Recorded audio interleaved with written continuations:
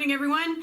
Welcome to Toad TV. I'm Mary Beth. I'm Helen. And we are the creative hands and minds behind Toad Hollow, where we dye yarn and make bags for project bags for people who make projects. And I've been doing so well. I am having tea. I am having Red Zinger from Celestial Seasonings. It is our new favorite. I absolutely love it. I love that one, yeah. I'm having it in my Pottery Barn farm mug, which I love. All right. Shall we start with our normal spiel? Thank you, everybody who shopped with us yesterday. We were downstairs dyeing yarn to the happy ching. So we're coming through. Thank you guys so much. Miss Drusilla, somebody left us a comment that said that her dog was going crazy because he kept looking for the toy. And she was trying to explain that it was not their dog or their toy. Anyway, I said to Mary Beth yesterday, I don't know what we're going to do when we are no longer being serenaded by cha-chings. It's become like white noise now. It's just, it was crazy. Yesterday was another very busy day. So thank you guys so much.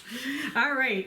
Yesterday we, for one brief shining second, not even a second, maybe a millisecond, the whole right part of the whiteboard was cleared off. Yep. And then we went through all the invoices that came through yesterday and filled it right back up again. However, yesterday we dyed a ton of yarn to get like last week's orders. Yeah. So those will be dry hopefully tomorrow or Tuesday, and we can send those out. The sea monster has gone back to sleep underneath the camera. He kept moving it. Anyway, so I have the iPad propped up in front of me with it blown up so I can see the 10 by 10 block that I'm working on. And then as I stitch it, there's a highlighting tool so I can highlight the stitches that I've already done. And it's a piece of cake. I have the Apple pencil, so I just take my pencil and put a dot on the stitch.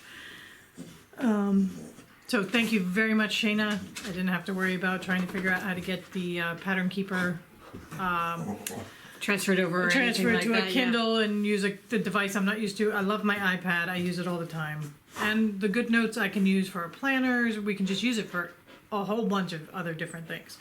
So anyway, it all comes down to I did maybe 50 stitches. Not even. No, let's say 20. So. It looks kind of like cherry blossoms, Yeah. doesn't it? Yeah. So It's going to be so cool to see where that fits in the overall scheme of things. Right. You know, when you're done. Yeah. So, very pretty color. It is. It's called Dusty Rose from DMC. It's very, very pretty. Really like it. Okay. That's me. All right. I am doing the... You can do your knitting. I just put a little bit on, so you're really beginning to see the colors now. I am doing Miss Lynette Linen from Primitive Hair, and I started working on her skirt. I am doing her skirt down here, like this bottom corner right there. You may have to look hard. See that tiny little bit of blue? That's what I got done. However, you stitched something. it's a start. It's 3 rows, so it's a start. It's very tiny, but it is. It is. It is. Look at that. I got that. All right, I'm very happy with that. And we did that for a little bit, and then I started to get a little dozy, so I decided to work on knitting, and I am doing the Cromwell sweater. And I just wanted to show you guys. I'm back to where I was before, but look at this. That's the back of it. This is so much better. Look at that. So this is Potions and DK. Oh my God, it's going to be such a happy sweater. Oh my God, such a riot of color. Yeah, so pretty. I love it. So that's where I am. I have 4 more rows to do, and then I'm joining in the round. When we make our skirt, it's going to be so pretty if you do it in like a solid color. Yeah, it will be. So. Helen bought a skirt pattern for us to make that looks really, really pretty. We'll keep you updated on that because I don't know when it's going to happen, but it looks like such a comfortable skirt. So that, I just wanted to show you how it looked knitting up. And also by the end of today, I hope to have joined it in the round so that I'll be able to show, you know, going forward. I have started the sleeves of my Brunswick tee. You might all remember the Brunswick that we all started, a year and a half ago. It was last year at this time. Like, yeah. A year ago, yeah. So I have one sleeve. I'm doing the ribbing. So Yeah, it's gonna be. I'll show it tomorrow. So pretty. All right, we have a couple of questions and comments. We got a lovely email last night. It was so nice. From Diane, and she talks about she's thanking us for podcasting, which thank you very much. And she and her sisters are knitters. Sorry, I pretend I can see. And she's always been a reader. Or her sisters are the knitters in the family. She's not a reader, but she and her grandkids watch us every day, and to the point where her grandsons call out and say, "Hey, Grammy, the toads are on," which just made us laugh so much. So thank you so much. That was such a hello to sweet Diane, email. her family, her grandkids. Right. Hey guys, here. Cheers. Yes, thank you very much. That was very sweet of you. Okay, so Carol says she bought the smaller Hade, and she wants to know where is the best place to start stitching? Top to bottom, middle to out, etc. It looks like you're dividing into grids and doing one grid at a time. So I am starting in the top left corner. I don't know whether that's right. That's just what I do. I think it depends on what you are comfortable doing. Right. You know, I have a big enough piece of fabric so that I know that I can just start here. I mean, this is the size of my fabric, and mine is the mini as well. So I know my fabric is big enough so I can start anywhere, and know that it's wide enough. So what I have done is I'm starting in the top left corner, and yesterday I picked a stitch and I grabbed the thread and then I just did that stitch over the next like 4 or 5 grids. And I think the next grid doesn't have any of that stitch. So now I'm going to go back. sorry. Now I'm going to go back to the first grid and pick another stitch and do what I can in that color, just for a couple of my grids, if that makes any sense. I think it depends on how you are comfortable stitching. I have started them in the middle, so that I knew that I had a big enough piece of fabric, and I was placing it in the right spot when I was first starting. That's what I was doing. Now I have found that I like to work from right to left. I am most comfortable working from right to left because I always start with the top left, go down to the bottom right, then go over and go from bottom right to the top left. Stitching wise, I am right. if I have several stitches in a row, I go right to left. Right. Because that's the most comfortable and easiest, the fastest way for me to get those stitches done. Right. So for me, so then when I'm doing the next row, I will turn it upside down and then come and back do my again. and essentially confetti stitches. So it's like one stitch at a time.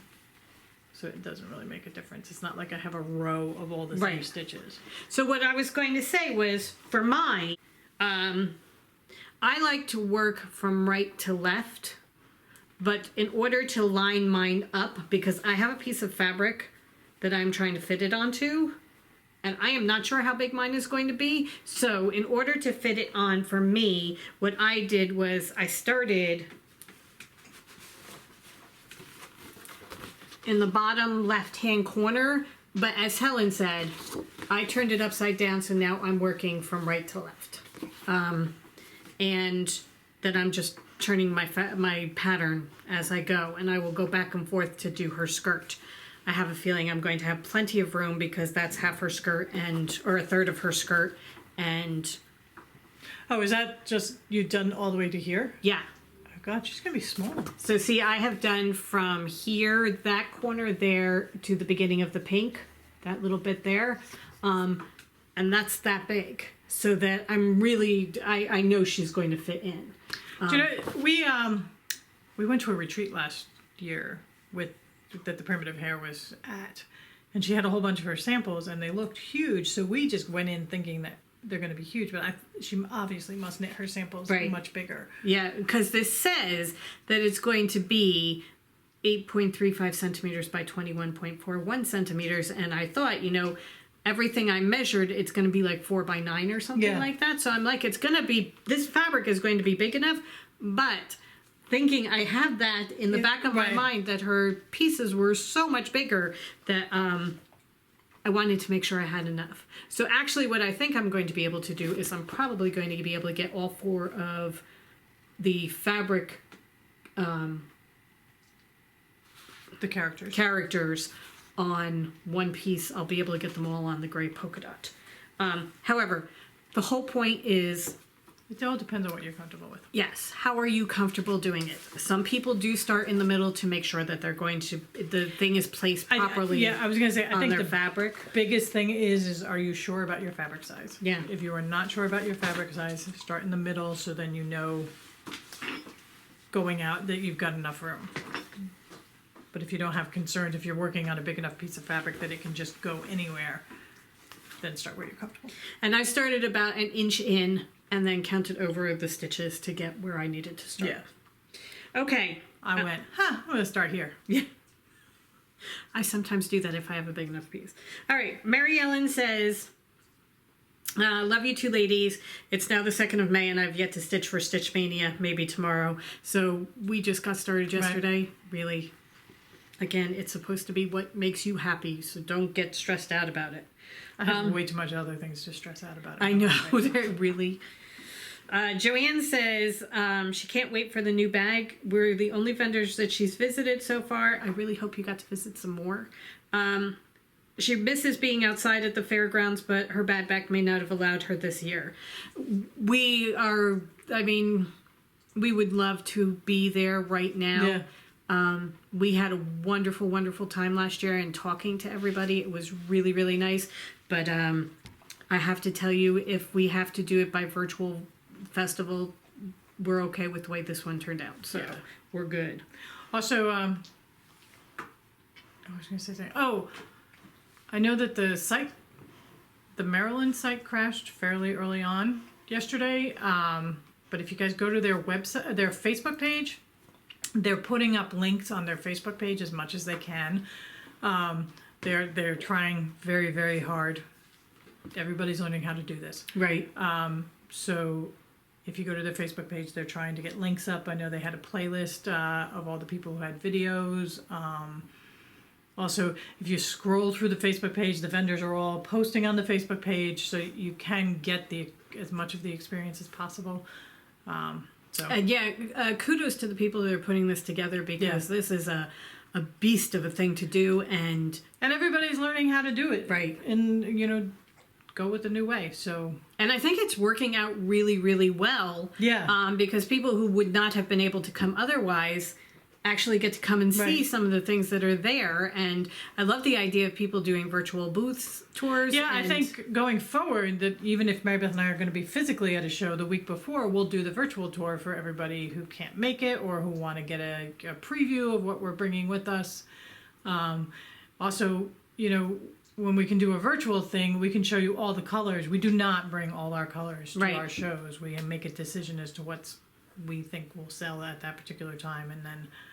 And I mean, there is no way we would have brought 300 skeins of the Maryland colorway. Right. We just would not have thought to bring and we have sold over 300 skeins so far. So that, I mean, doing it this way, we still have to dye over 300 skeins of one color, but that's not a bad thing, and it's just it's opened it up for so many more people. Right. So that I know people were saying, I'm going to your site because I want to get it before it sells out. This also leaves us the opportunity of, okay, if people are okay waiting, we don't have to sell out of anything because we will just dye based on what sells this weekend. So we'll just keep dyeing it and keep making the bags. We will never sleep again. But we'll get that done. Yeah. Okay. Jillian Roberts says, hiya ladies. I love watching you. Would it be possible to tell me where you purchased the book's fabric for your bags, please? Yes. Fabric.com. Right. It's Robert Kaufman. It's the Library of Rarities collection. And we bought it from fabric.com. They have great do. fabric. Yeah. The quality is always phenomenal. Yeah. It's great quality fabric. So if you have any questions about working with them, they're a good one. So yeah, Robert Kaufman, Library of Antiquities? Rarities. Library of Rarities. They have a couple of different fabrics in this collection, and that's where we got it. Okay, Amy Mickelson says, if yours is a 16, her 25 count linen for her height is going to be blindingly small. Oh my God. I was thinking about that, Amy, as I was stitching yesterday, because I did go back and forth. Do I want the 25? Do I want the 16? Because they call for the 25. I don't think I could do that. So good luck. Look at how tiny. This is 16 count Ada. How tiny. She these hasn't gotten hers stitches are. yet. You're going to turn her off. You're going to scare her. Maybe you're much younger than I am and you have better eyes. Okay. All right. A couple of days ago, we held up self-striping yarn. We had bought from, I don't know that we actually said her name, but we got it from Rock and String Creations. It is the Roy G. Biv colorway. And we did random number generator, and Helen Henry, you are the winner. Congratulations. And Helen, we have your address and we are going to include it in your order. Okay. And then we also had a pattern to give away because Jessie Rember. I remembered your last name. I'm so sorry. I forgot your first name. Jessie Rember bought it, and she said to please donate it to someone who didn't get it. So Piper's mom. She says that she has a couple more skeins on order. I think those have gone out, though. I'm pretty sure we shipped those. Yeah, and if you could, because we're going to send that electronically. So Piper's mom, if you could just email us at toadhollowNJ@gmail.com. We will email the pattern to you. Right. We'll send you the code that will. We'll email you the PDF, and then you can also we'll give you a Ravelry code so you can put it in your library. Okay. All right. So I think that is it as far as I'm concerned. How about you? Okay, so today we are going to give away one of our bags. Every so often we make a bag and we realize that there's just a slight off thing about it, so we can't sell it. And this is not awful. It's still a completely usable bag. It just has some marks on the back. So it is the watercolor giraffe. And we will pick one of the comments to give this away. So just leave us a comment. Let's have a question. A question? Okay. A question. Okay, so... We had to have a discussion to decide what the question was going to be. Question, and answer the question. What animal would you like to see on one of our bags, our watercolor bags? So, what's your favorite animal, and would you like them on a bag? And it can be, I know there are dragonfly people out there, and just let me say, we're looking for a good dragonfly. Yeah. But it can be bugs, yep. Animals, mammals, fish. Yeah. Don't care. Put them up. So, all right. Answer the question, and tomorrow we will pick somebody to win the bag. Okay. So today we are off to make some bags. Yep. And then we will see you tomorrow morning. Yeah. Have a great day, everybody.